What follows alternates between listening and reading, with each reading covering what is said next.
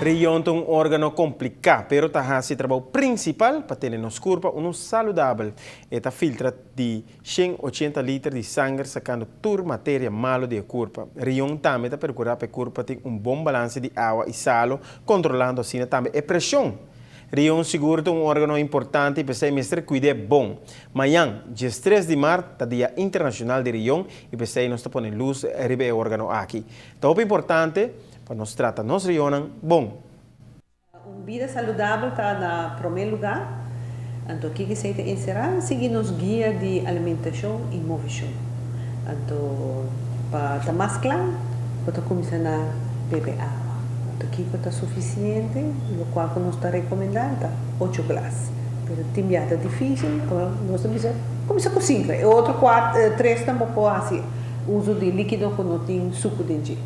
Então, fazer movição. Come comida que está sano para o corpo e para o rio, bahman riba salo, come comida processada menos que é possível, tem é difícil para evitar, mas menos que é possível, e sempre procurar para cuidar da saúde em geral, bom. Então, hora de mês, o rio não também aproveitar de dia.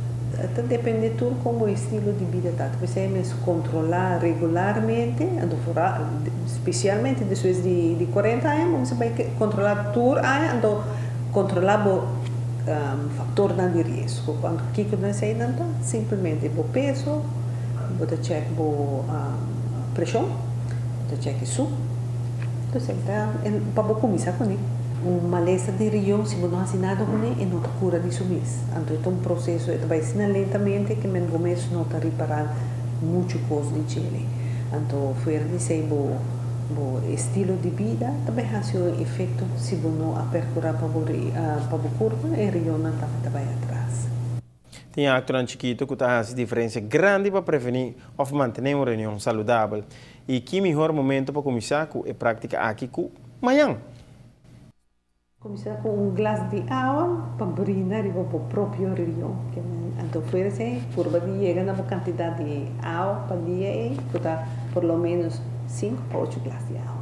IMSAM está abrindo suporte para todo o público. Amanhã bem passa cerca de nós para fazer qualquer pergunta riba o terreno de Riyon, dialisa, como prevenir e o que está sucedendo um paciente dialisa. Nós abrimos porta também para por o que afdeling de aleusi, pero por o são bem com estas ideias. Essa porta está aberta bem livremente para bem o que nós fazemos e o que está encerrado.